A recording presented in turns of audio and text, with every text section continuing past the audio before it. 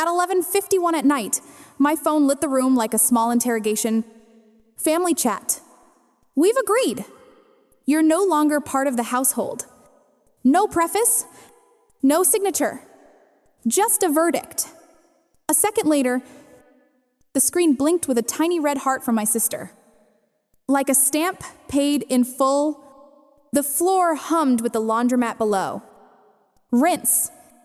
Spin. Repeat. I waited for anger to roar. It didn't. It thinned. It clarified. This wasn't a crisis. It was a closeout. Have you ever been erased from your own family chat? What did they write? And what did you do next? I did not reply. I did not ask why.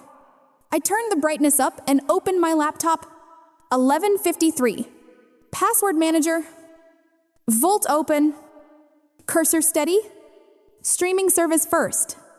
Family plan that never felt like family. Manage plan. Cancel subscription. Confirm.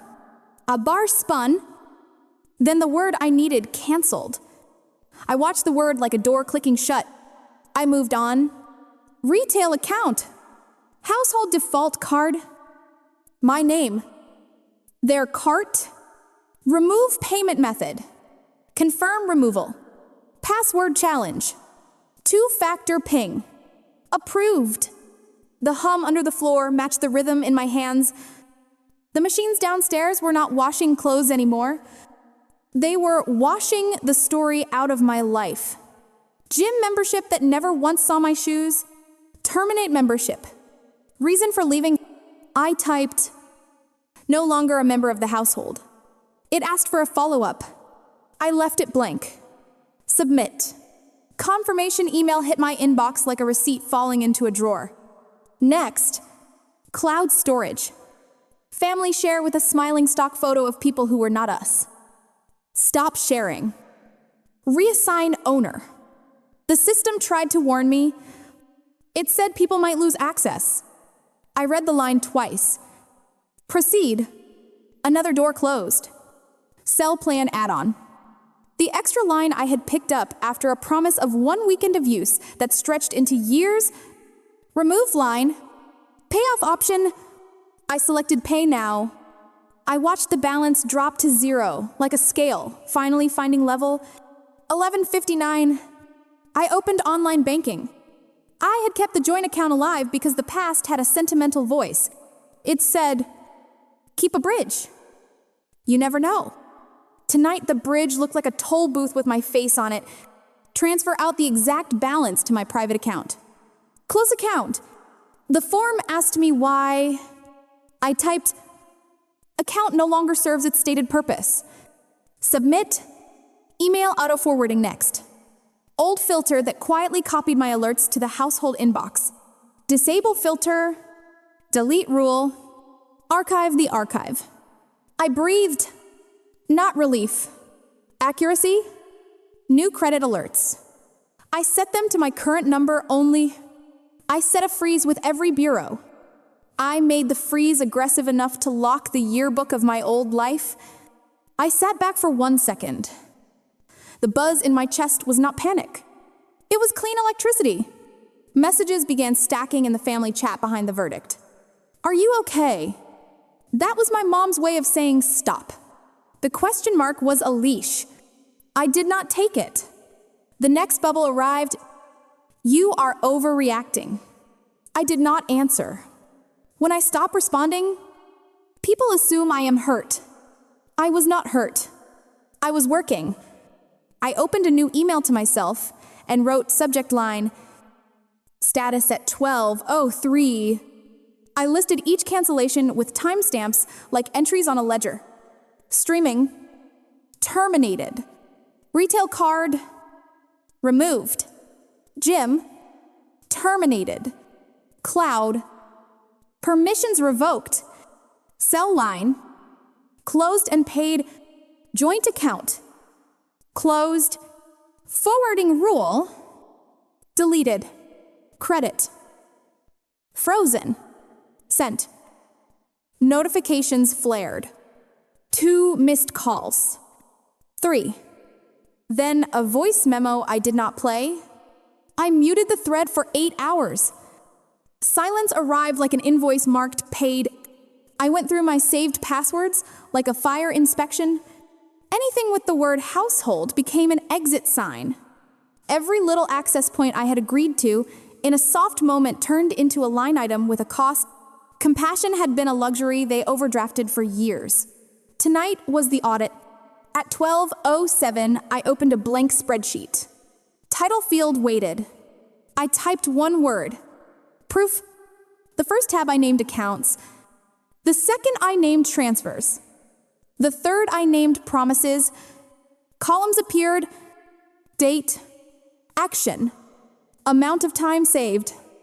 The last column I named feeling. Not for therapy, but for data.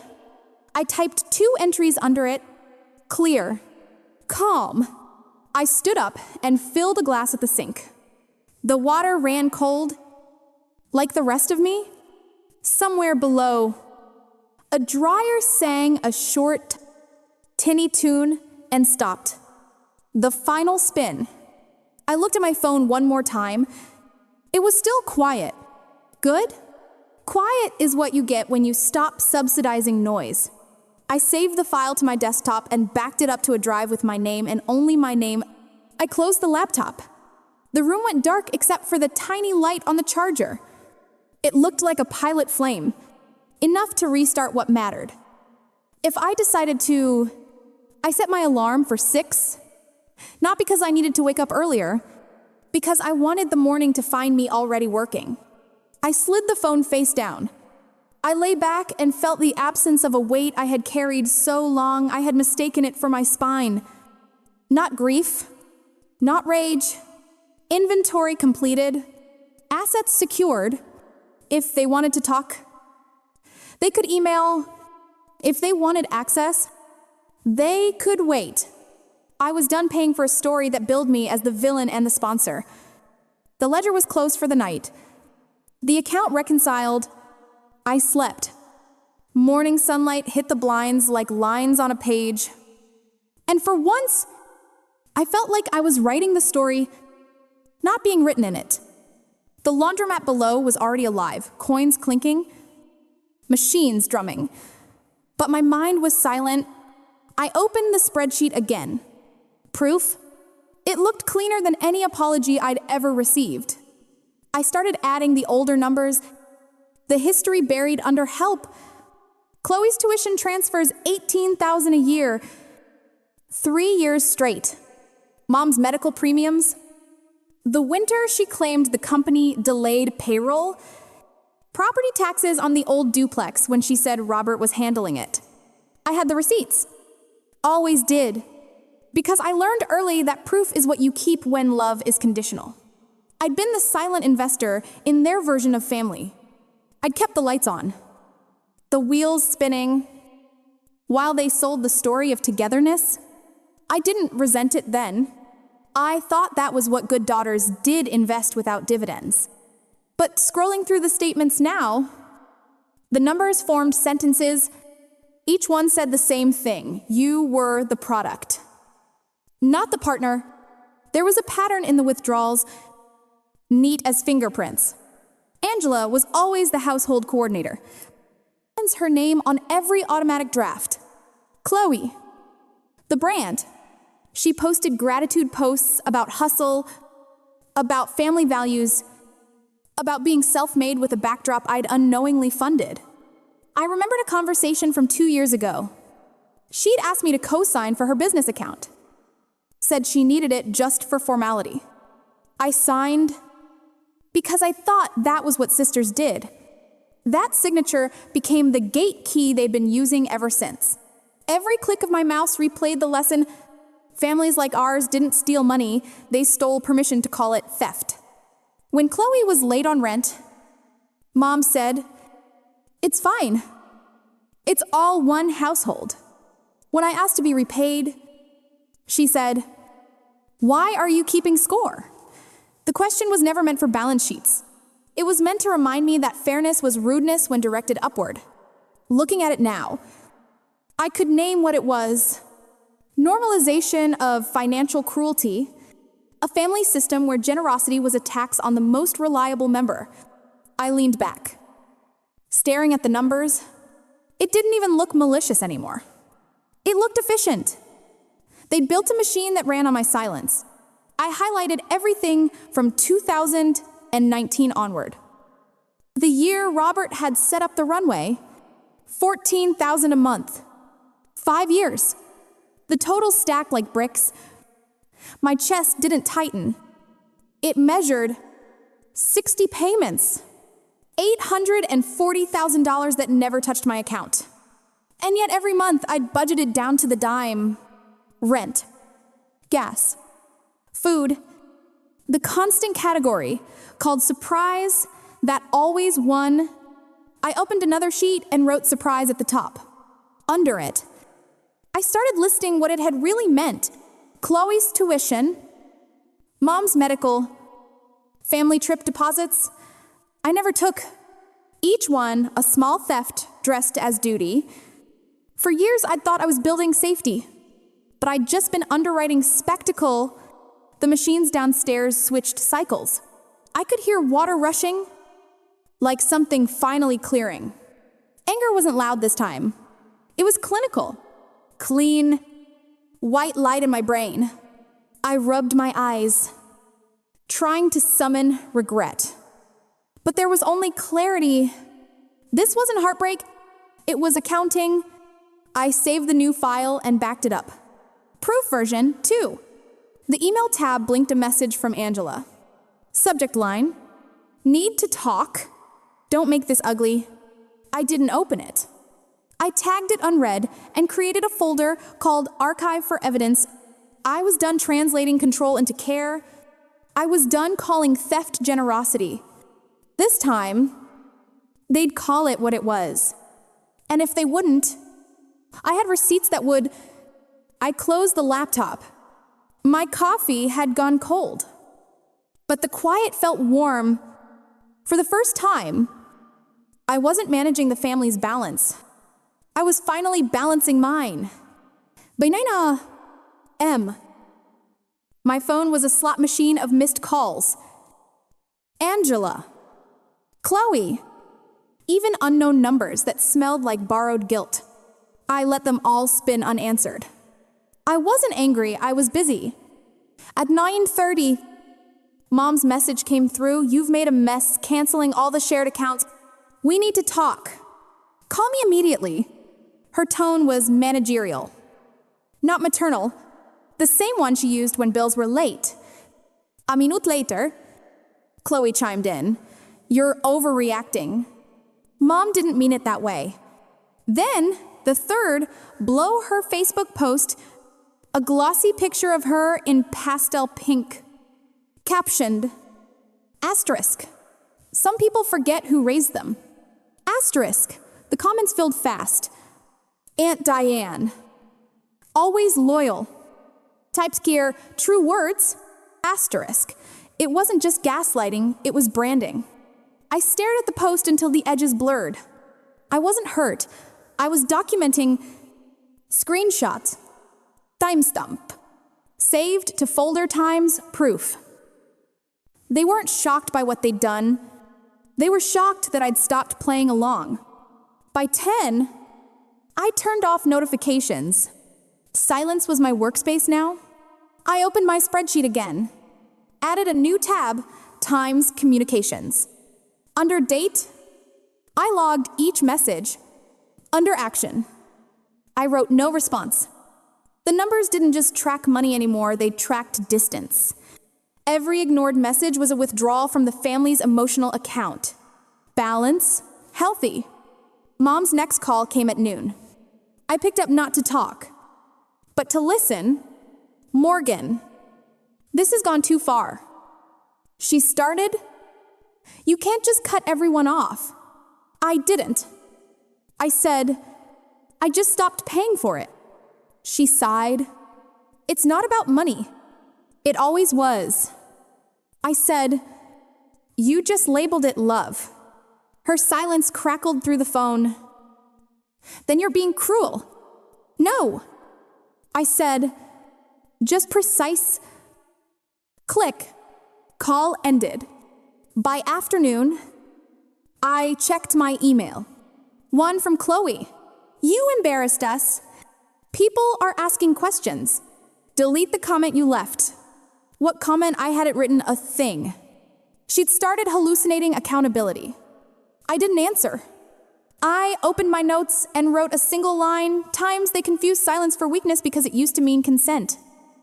The day stretched clean and empty, like a calendar finally cleared of obligations.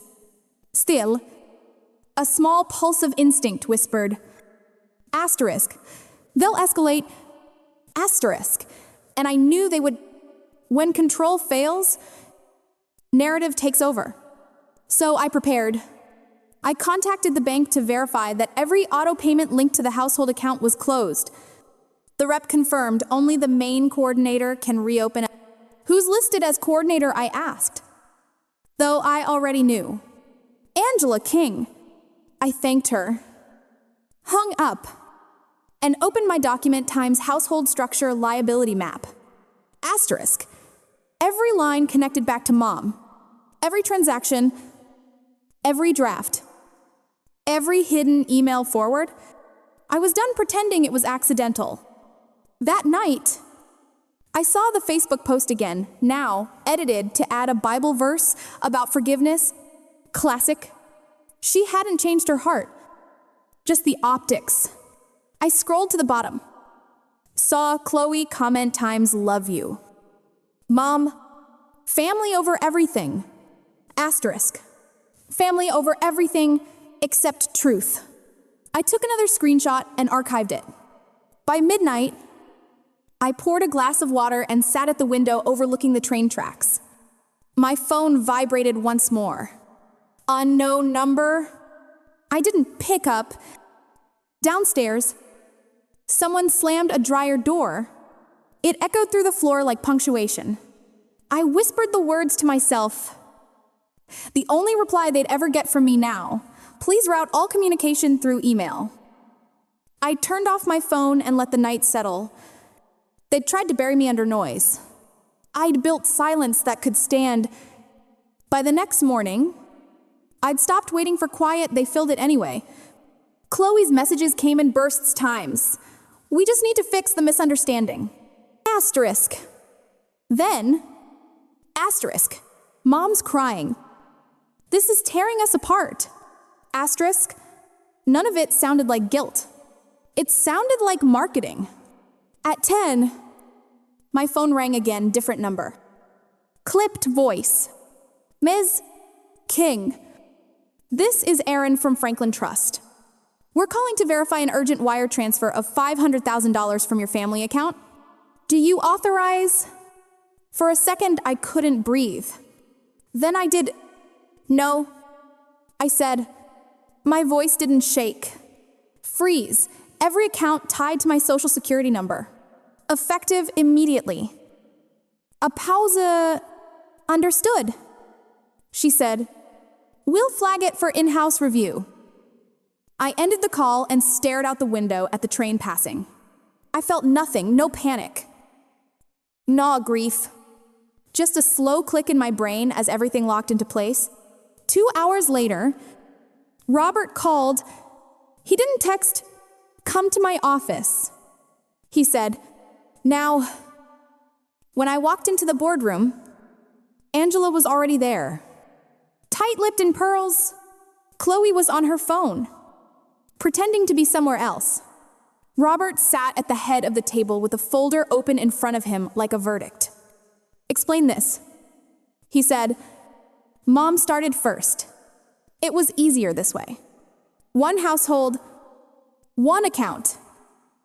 He turned his gaze to me. Did you agree to that? I met his eyes. No. Vanessa's voice came through the speakerphone. Calm. Legal. Lethal.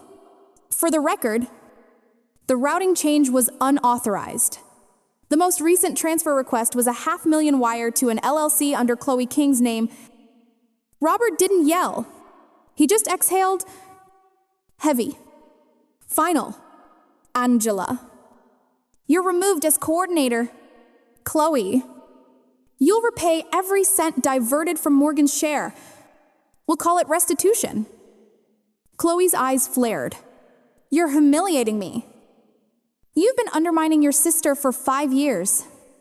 He said, you earned the spotlight. I didn't gloat. I just watched the machine stop.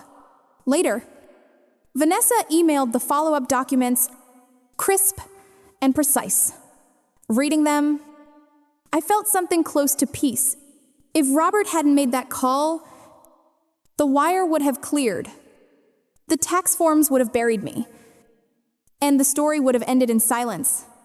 Instead, it ended in proof. I closed my laptop.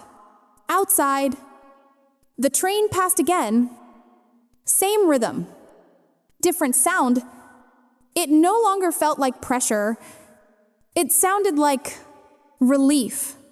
That evening, there was a knock at my door. Soft, almost polite. I opened it to find Angela standing there. Eyes red, hands twisting the strap of her purse. Behind her, the train screamed past, drowning out excuses. Morgan, she said, voice trembling. You're destroying us. Do something for your sister. For me. I looked at her, really looked for years.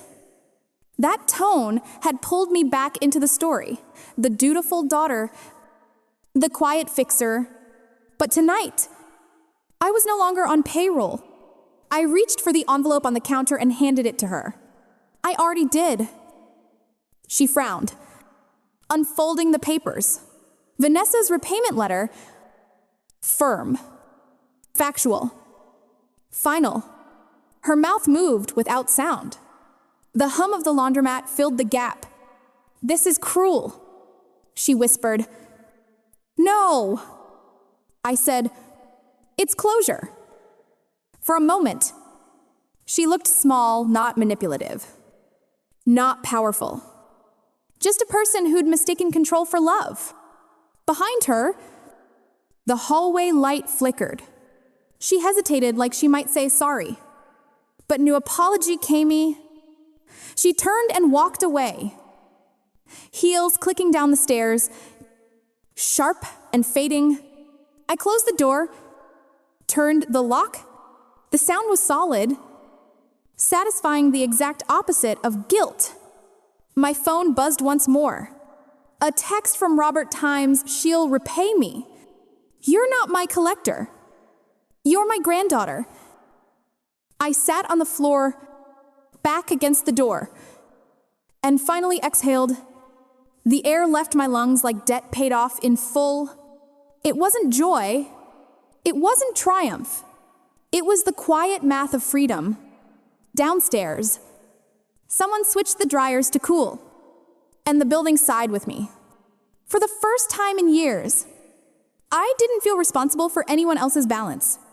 I checked my reflection in the dark screen of my laptop. Same face, fewer lines of worry. No confetti, no grand speech. Just a woman who turned the story into a ledger and balanced it line by line. Outside, the city kept spinning. Unaware that a small war had just ended above a laundromat, I didn't need them to know. I just needed to know that every lock, every click, every no had been worth it.